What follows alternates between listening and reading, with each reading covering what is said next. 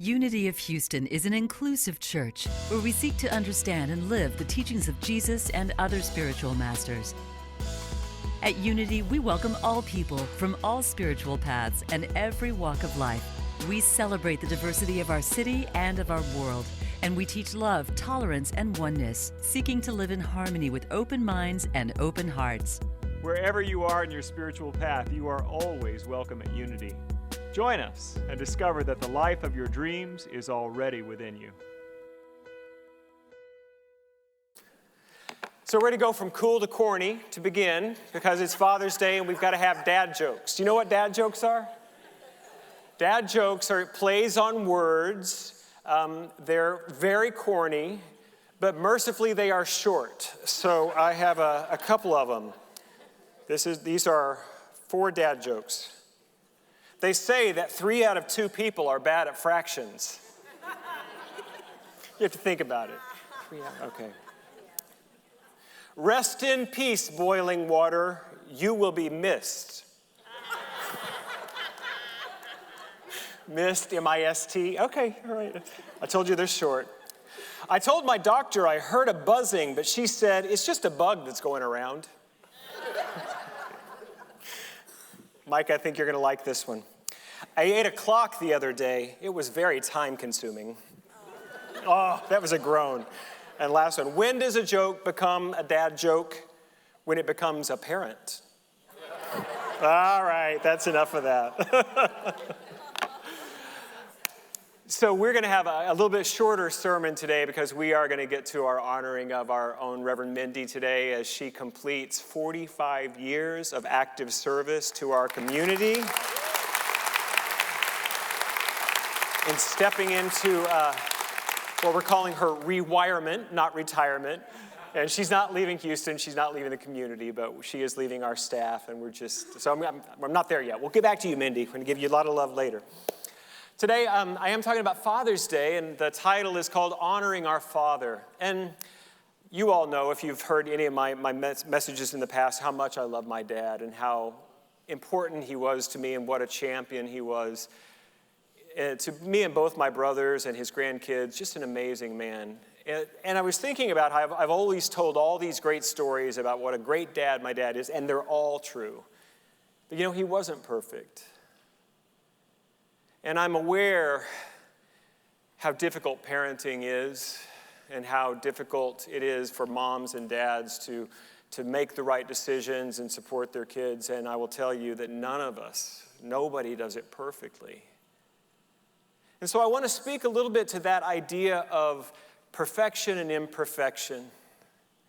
Brene Brown wrote a beautiful book called The Gifts of Imperfection. It's for any of you who are recovering perfectionists, that's the book to start with. And she says perfectionism really is destructive because it's unattainable. While we're human, we're never going to be perfect. And if we keep holding ourselves to an impossible standard, it's self-destructive to our well-being. And so what's going to be required instead is, a forgiveness and allowing, a softness with ourselves and with each other around our imperfections. And so I want to share a little bit about my dad, and I'm going to share some of his imperfections because I think they are also instructional, and I have made space in my heart for my dad to be imperfect. I'm not going to give the whole family story. At Mother's Day, I told you stories and lessons I learned from my great-grandmother, my grandmother, and my mother. But I am going to go back a little bit in the Gott family tree. We're going to start with Joseph Gott, born in 1852, I think. Trust me, it'll go quickly. He was my great-great-grandfather. He died in the 50s. I didn't know him. But here's the family legend around Joseph was that he was a Methodist circuit-riding preacher in Indian Territory before it was Oklahoma. And he was already converted, obviously, to Christianity, but he had a Holy Ghost experience and became a holy roller, was a Pentecostal. And he lived to be 104. He didn't marry till he was about 50 and had 9 children. I can't tell you if that's true or not, but I know those are the family legends. My dad swore that he lived to be 104 years old. And my dad knew him well. His son, my great-grandfather, Claude Gott, have you ever heard the term PK, preacher's kid? Do you all know what that usually means? They're a little rebellious, aren't they? Yeah, my grandpa Gott, Claude, was typical PK. Whatever, he wouldn't have set foot in a church. As a matter of fact, he was married to my great-grandmother. I spoke about on Mother's Day, who was a Pentecostal prayer warrior herself. And while she was praying and praising, he was drinking and carousing. They're a whole marriage. That's really, nobody divorced in those days. They were over probably 60 years they were married. And right at the end, he got that deathbed salvation experience and got in. So he spent his whole life, carousing with women and drinking, and he rolled his own cigarettes. That's who he was. And I had my first cup of coffee with him when I was a little boy. But one night, my mom called, it was the next morning, I guess. I woke up and the phone rang, and she said, we're over at Grandma and Grandpa's. Grandpa God is dying. She said, you kids need to pray. And then we went over, and my great-grandmother said, he went home singing Amazing Grace. So a beautiful story. Now his son, my grandpa Ivan, he also was a hellraiser. Difficult, strong man. None of these men were educated much. They weren't illiterate, but my grandpa Ivan only graduated 8th grade, worked his whole life. He worked the oil fields of Osage County in Oklahoma, struggled to put a living together, and the drinking was not a problem for him that I've heard stories, but the women, well, he was something. He was a hard man, but he and my grandmother had a shotgun wedding. My dad was the result of that, and he and my grandmother never had I never saw a moment of tenderness pass between them. Never. They never divorced, separate bedrooms. But something happened to my grandpa Ivan. My grandma and my mom and dad were in the living room at their house, and they were watching a Billy Graham crusade in the 60s. And my grandpa was asleep in the other room, supposedly, but evidently he was listening. And that night, he says he had a dream, and he saw people before him in white robes, and he heard a voice saying, you can be among them. And he went up the next morning and said he was going to church. And so by the time I came around, he was a man of faith and deep, powerful, lived faith. And I had an amazing spiritual experience with him when I was a child, just still a hard man. But my dad, this is the imperfection part. You see, when my dad was a kid, he was sort of unwanted by my grandfather. I think my grandmother always wanted her Russie. She loved him so much. They were a unit because my grandfather would be off working in an oil field 20 or 30 miles away, and usually shacked up with a woman was the language that was told to me, and would not come around. My grandmother supported herself and my dad. And my dad had Alzheimer's, and that disease is really tragic. And I know many of you have experienced it with your parents or relatives. And depending upon which part of the brain is affected, different abilities last longer than others. Well, my dad was a great talker his whole life. What can I say? Genes carry. I do talk for a living, I don't know if you knew that. But anyway, his language center was largely unaffected. Memory, of course, was shot. He lost the ability to walk for those last few years. But he could carry on a conversation. And even as his memory was completely gone, there were a couple of stories that never left. One I loved. You'd go to, he would be really, didn't know who any of us were, but you'd say, Russell Gott, what's your favorite thing to see in a baseball game? And on cue, he would say, the numbers on the back of the jersey of the left fielder, because he would have hit the ball over the left fielders. My dad was a great hitter. He loved that, and he told that till the very end. The other one was a painful story that he would often tell right up until the end. The story of when he was 10 years old. His father was beating his mother, and he went into the house and he got a .22 rifle, and he said, you lay another hand on my mother, I will kill you. And my dad carried the pain of that moment and of that relationship his whole life. Even after his father had repented of sin and had become a man of faith and really worked to make amends, my dad, they couldn't quite get there. And my dad's inability to accept the imperfection of his own father and the imperfection of his childhood cost him. And it cost all of us because that pain stayed in our family. Now, I don't judge my dad for his imperfections. I don't judge my grandfather.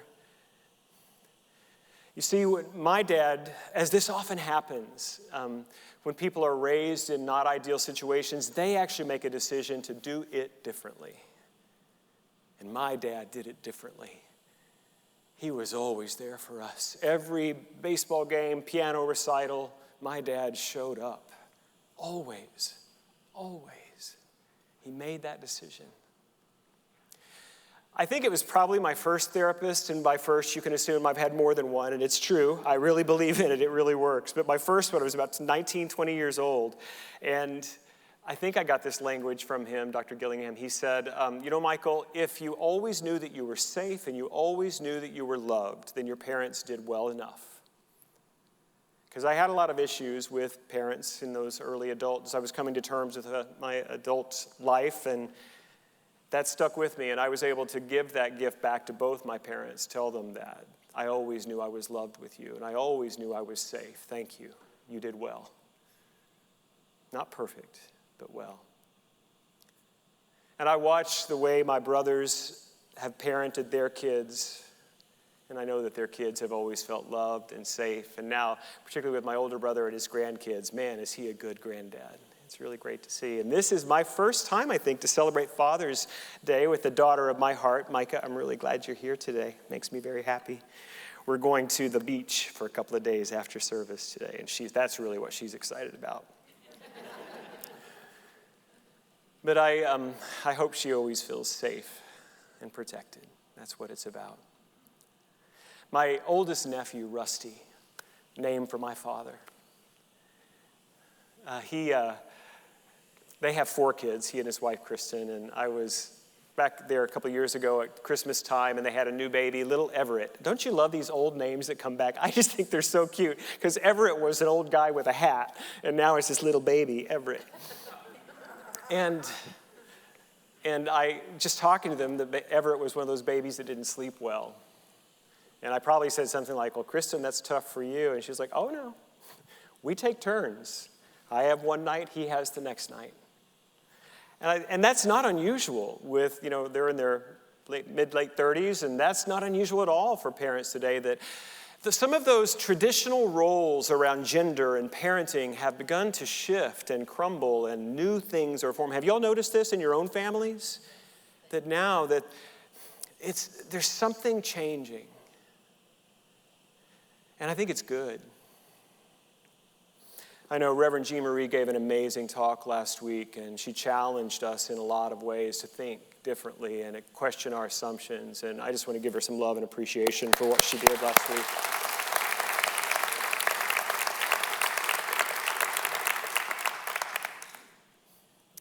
And I want us to be aware that for some, the changing gender roles around parents and the greater acceptance we have for people who have a different experience and expression of gender or sexual orientation. To some, it feels like something is crumbling away, like the fabric of society is disintegrating. But we don't see it that way. That there is an evolution of spirit at work, and all of the things, the old ideas, the old thoughts about the way men and women are supposed to be, the way we function, it's changing.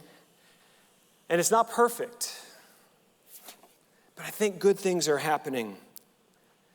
This is from the Gospel of John, chapter 12, verse 24. Jesus speaking, "Very truly I tell you, unless a kernel of wheat falls to the ground and dies, it remains a single seed. But if it dies, it produces many seeds." And this morning in my devotion, I read this from Ernest Holmes and Raymond Charles Barker in the book Richer Living.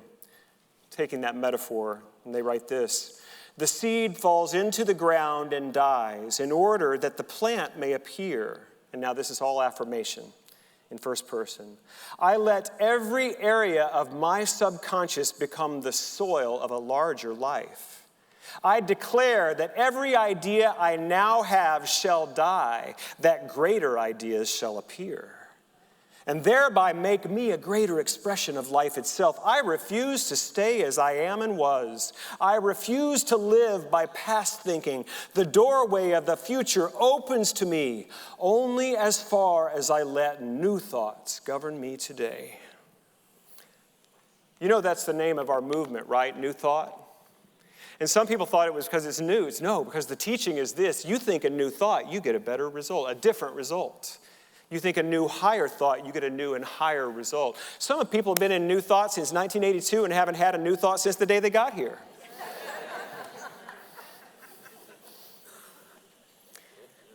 So I hope you heard the teaching of Jesus as expounded upon by Holmes and Barker. Even the good new thoughts that you came in with here with a few years ago, they have to die too. But I like that thought. I know. There's a better thought waiting with a better result for you. You see, here's the good of God is infinite. Infinite. That means there is no end. You're never going to arrive. There is no perfection. There's no place where you're going to finally get there and go, well, no more changing for me. I'm done.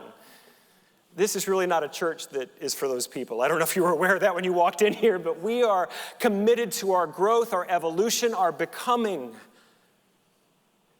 And sometimes that means that our thoughts get challenged.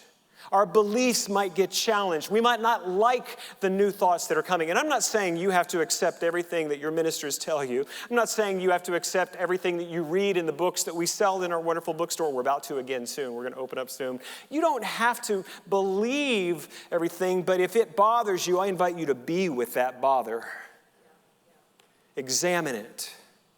Question your assumptions because you are not done yet. You don't have all the perfect ideas yet. And if we're willing to breathe through that process of our discomfort and then allow something. You know, I think about my sweet dad, and that story had so concretized that experience of pain in his life. He told it the same way, the same words, the same cadence, his entire life. And this is not to pick on anybody, but he was a Virgo. I don't know. I don't set a lot of store by that, but I will tell you, when somebody described one of the things about Virgos is they have high ideals and high integrity, and it really bothers them when other people don't live up to it. That's my dad. That's my dad. There's a thing in Oklahoma where if you are a member of one of the tribes, you can get a free license plate. And so my family we have ancestors on the Cherokee rolls, and so we could have had free license plate. That was not right with my dad. You're driving county roads, you're driving state roads, you should pay for your license plate. And whenever he would see anybody driving in their town who he knew was driving, he knew them. He's like, well, I can't believe for years he would see these Native American, tribal license plate, and every time it had to be commented on. I love my dad.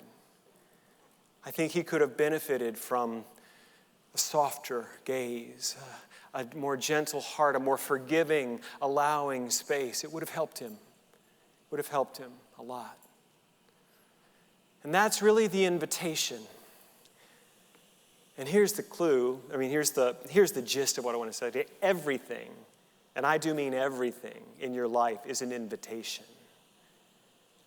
Even the stuff that is so hard and so painful, the loss that feels unrecoverable.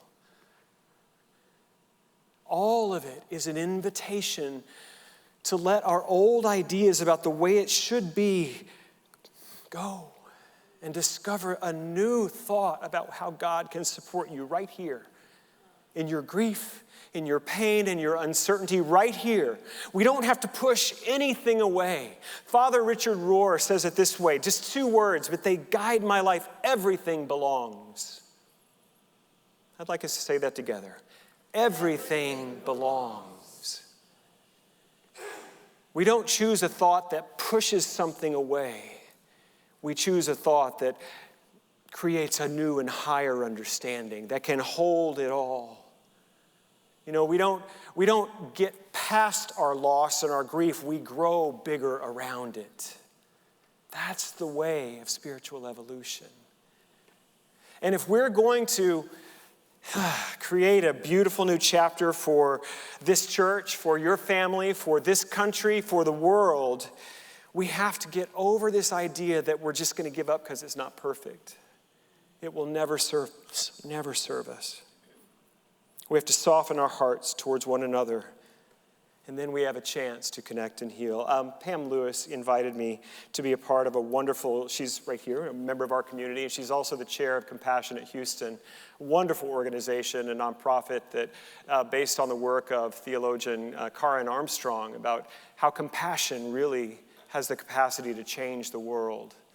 And this week there was a presentation called Compassion Through the Arts, and thank you for inviting me, Pam. And the other, there were several artists, but myself and the poet, Naomi Shihab Nye, was the other keynote, I guess you could say. And Naomi read 3 or 4 of her beautiful poems. I had known her work from her kindness poem. It's quite famous. She lives here in Texas, but I'd never met her, and what a gift. Thank you for letting me meet her. I'm a big fanboy, and now I'm going to even say she's my new friend. And then this was the poem that she read that I had not heard of, but Pam said this was the one that led her into her compassion work. And it moved me so much, so I'm going to close with this. It's more of a story than a traditional poem. Those of you who hate poetry, stick with me. Soften your heart towards me, please. I think you're going to like this. This is called Gate A4. Wandering around the Albuquerque airport terminal after learning my flight had been delayed for 4 hours, I heard an announcement. If anyone in the vicinity of Gate A4 understands any Arabic, please come to the gate immediately. Well, one pauses these days. Gate A4 was my own gate, and I went there. An older woman in full traditional Palestinian embroidered dress, just like my grandma wore, was crumpled to the floor, wailing, help. Wailing. Help, said the flight agent. Talk to her. What is her problem? We told her flight was going to be late, and she did this. I stooped to put my arm around the woman, and I spoke haltingly. Shu dawa, shu biduk habibiti, stani shwe min fadik shubit siwe. The minute she heard any word she knew, however poorly used, she stopped crying. She thought the flight had been canceled entirely, and she needed to be in El Paso for major medical treatment the next day. I said, no, we're fine. You'll get there just later. Who is picking you up? Let's call him. And we called her son. I spoke with him in English. I told him I would stay with his mother till we got on the plane and ride next to her. And she talked to him. Then we called her other sons just for the fun of it. Then we called my dad, and he and she spoke for a while in Arabic and found out, of course, they shared 10 friends. And then I thought, just for the heck of it, why not call some Palestinian poets I know and let them chat with her? This all took about 2 hours. She was laughing by then, telling of her life, patting my knee, answering questions. She had pulled a sack of homemade mamul cookies, little powdered sugar, crumbly mounds stuffed with dates and nuts from her bag, and was offering them to all the women at the gate. To my amazement, not a single woman declined one. It was like a sacrament. The traveler from Argentina, the mom from California, the lovely woman from Laredo were all covered with the same powdered sugar and smiling. There is no better cookie. And then the airline broke out free apple juice from huge coolers, and 2 little girls from our flight ran around serving it, and they were covered with powdered sugar too. And I noticed my new best friend, by now we were holding hands, had a potted plant poking out of her bag, some medicinal thing with green furry leaves. Such an old country tradition. Always carry a plant. Always stay rooted to somewhere. And I looked around that gate. of late and weary ones, and I thought, this is the world I want to live in, the shared world. Not a single person in that gate, once the crying of confusion stopped, seemed apprehensive about any other person. They took the cookies. I wanted to hug all these other women too. This still can happen anywhere. Not everything is lost. Join me in prayer.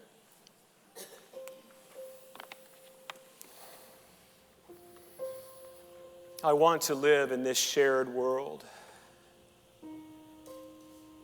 where we open our hearts to one another. We open our hearts to you, God. We allow you to move through us, inspire us to release any old idea of the way it ought to be that stands in the way of what it could be. Show us, Holy Spirit, where we need to release that which no longer brings us peace. Where we need to embrace the uncertain but the true. Show us, God, how we create this world of love, connection, support, understanding. Teach us the greater perfection of the Spirit that holds all of the imperfections of our human experience, so that we may be available to love even though we are imperfect. And we may be available to love others even though they may be imperfect. I speak a word of blessing upon our dads. I speak a word of blessing on all the children.